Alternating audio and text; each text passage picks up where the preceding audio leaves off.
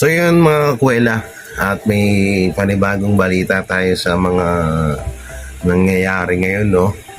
So naglabas nga po pala ng panibagong announcement ang MTRCB na papalitan na nila ang meaning ng MTRCB nila, no? So ang ipapalit nila, paknubay sa mga matatandang ukluban kagaya ni Banat Bagsik at ni SLTV.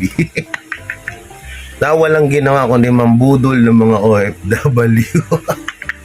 Pakita nyo pa yung resibo dyan, ha, na nang binudol ko daw, ha. Alam nyo, dati nagpapadala sa akin si Kuya Bal, so alam nyo yung address dito. Kaya huwag nyo na ako gawing tanga, no. Ginagawa nyo lang tanga yung sarili nyo, eh. Mukha na nga kayong tanga, ginagawa nyo pang katanga-tanga yung sarili nyo. Ang problemahin nyo dyan, yung issue nyo. Kita mo, para kayong mga tanga lahat, oh, mga kalingap reactor, mga kabudol, no, kalingap, kabudol, reactor. Mo para kayong mga tanga ngayon, no, kayo nag-aaway. Tingnan nyo ngayon, no. Reactor na, may reaksyonan pa ng kapwa reactor.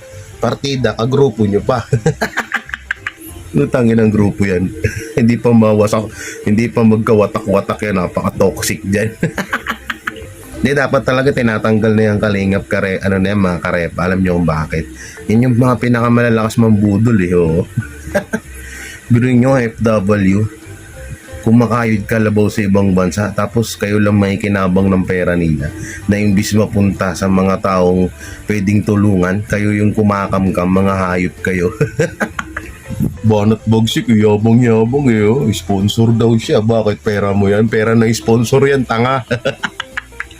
O nga pala, Hustle TV, sponsoran ka nga pala nila Sir Joel, Mami Melba ng rugby.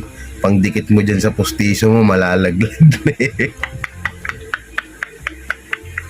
Tayo na, lakas mo mambudol ng OFW. Ang lakas mo mangutot ng pera sa mga OFW. Wala kang mambiling pandikit dyan sa postiso mo. Ayop na yan, matatanggal na eh. Natatawa ako kapag naka-live kayo. Tignan mo yung postiso mo, wala laglag na yan. Ano ko ba? Huwag kang maging kuripot, SLTV. Bumili ka rugby. Lagay mo dyan sa postiso mo. Yan tayo eh. Kapag lumalabas yung baho nyo, sa iba nyo binabalik yung issue nyo eh. Hanggang ngayon, nahanap ko pa rin yung inaantay ko pa rin yung ebidensya doon sa 30K na pa-issue nyo sa akin. Kasi ako, yung ebidensya na sa issue nyo, nandito lang. Waiting ka lang, ha? Marami ka pang episode. Marami pa akong episode na gagawin sa'yo. Ha? SLTV, Banat Bagsik. Wait lang kayong dalawa, ha? Ipacheck nyo muna yung BP nyo. Baka mamaya takihin na kayo, ha? Dito kasi mali talagang pumatol sa mga matatanda. Pero kung ganito na mga ugali ng mga matatanda, ba, kapatol-patol naman talaga. Matanda ka na nga. Ilang taon na lang itatagal mo sa mundo. Tapos ganyan pa yung pag-ugali mo. Kademonyohan yung pinapairal mo dyan sa YouTube channel mo. Sa pool ba? Sa pool? Sakit, no? Tangina, di na kayo naawa sa mga kapwa. Ito si SLTV, OFW to eh. Nakapag-asawa lang to ng puti, kaya mayabang na. Initiis niya lang yung hotdog na may cheese. Nalulunok nyo yun, kapwa nyo Pilipino, inuututan nyo ng pera para sa pang sariling pangangailangan nyo. Masama pa nyan, yung pinanguhutot nyo, yung pinangsusustento nyo sa pamilya nyo. Ayun yung pinakamasama dun. Gravity. Tsaka lilinawin ko pala sa'yo, SLTV, matandang hukluban, na yung bahay dito na pinapagawa ni Mami Melba sa akin, no? Ako po nag-base stop nun kasi naghahanap kami ng lote na para mapagtayuan ulit ng bahay. Kasi yung lote doon, sa tito ko yun, hindi yun sa akin, ha? Puro ka pa fake news eh. Tsaka sinasabi mo, kawawa si Mami Melba. Mas mukha kang kawawa dyan, tingnan mo. Ultimong postiso mo, hindi mo mabilhan ng pangdikit. Natatakot kami kada mag-live ka, parang malalaglag na yan. Lutangin ang buhay, ang lakas-lakas mong manghutot ng pera, tapos wala kang pambiling pandikit sa postiso mo. Mag-rugby ka, tipid. Love trip, grabe. Araw-araw niyo kung binubuo niyo yung araw ko, kayong mga kalingap reactor. So, disclaimer hindi lahat May mga kalingap reactor dyan na matitino at maayos mag-content. Pero itong mga dipunggol na to, sila Cell TV, Bagsik, Sangkay, at yung dalawa pa, pero nanahimik na sila ngayon, kaya hinahayaan ko na, hindi ko na sila binabanatan. Pero ang pumalit, itong dalawang kumag na matandang to, yung magnanay, si Banat Bagsik, tsaka si Cell TV. Kala nyo naman, tatakot ako sa inyo. Baka nga kayo yung natatakot ngayon eh. Oo, pag nilabas ko yung resibo na pinangutot nyo sa mga OFW eh. Alo. Tatawa ako doon sa live mo eh. High blood ka na, Lola. Alam mo, Lola, magpa-BP ka. Kung naman kada magla-live ka, uminom yung maintenance mo ha. 3 capsule agad para effective. Taon hindi ko yung nahiya sa leader nyo, ginagamit nyo yung pangalan ni Kuya Bal para sa panguhutot nyo. Ginagamit nyo yung pangalan ng Kalingap. Tana ako tagal-tagal ko na dyan, hindi ko ginamit yung pangalan na yan para sa panghutot ng pera. Kayo natiis nyo yun, kalain nyo, no? Nasa Kalingap lang pala yung huda sa grupo nyo. Tapos ako yung dinidiin nyo. Hanggang ngayon, tignan nyo, buhos lalo yung sponsor sa akin. Kasi alam nila na yung pera nila, no, hindi na pupunta sa wala. Kapag nagbigay sila ng pera na para sa mga kababayan natin, buo kong binibigay yun. Pero ang ginagawa nyo, lalo ka na Cell TV, no, ang ginagawa nyo, may pinapabigay yung sponsor dun sa taong tinutulungan nyo, ang ginagawa nyo, kinukulimbat nyo. Kung gano'n naman pa, dami ka palang pambiling rugby, lagyan mo yan, dikitan mo yung pustiso mo. Meron pa nga screenshot dito, tinuturo mong si Sangkay yung yun ang hutot ng pera eh. Paktay ka pag ikaw tinanggal ni Sangkay sa Kalingap reactor, naku, baba revenue mo dahi.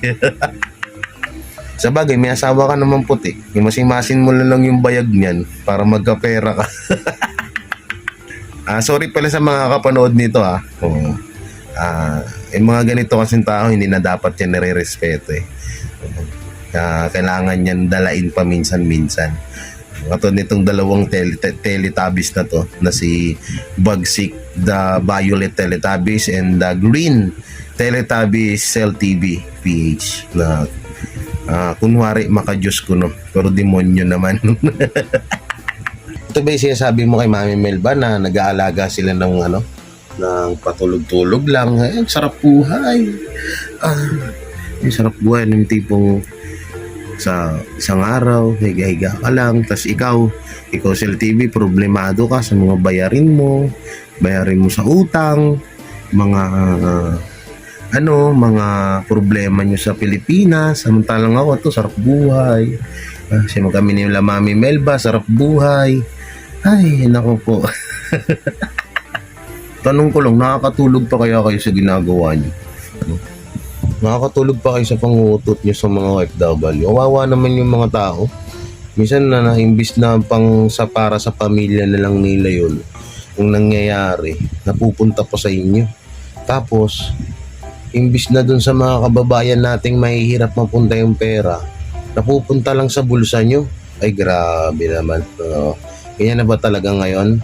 Basta usapang pera, ibebenta na yung kaluluwa. Ganyan na ba talaga ngayon? Ganyan na kayo ngayon? Cell TV? Banat Bagsik? Ganyan na? Matutuwa kaya yung mga kamag-anak nyo, makita nila na kamag-anak nila o tutera? Ganyan na ba? Tangina, kung ako yung kamag-anak mo, itatanggi kita. Sa bagay, kapag mayabang nga naman, siyempre, OFW, kailangan laging mapera yan. Kailangan laging may padala.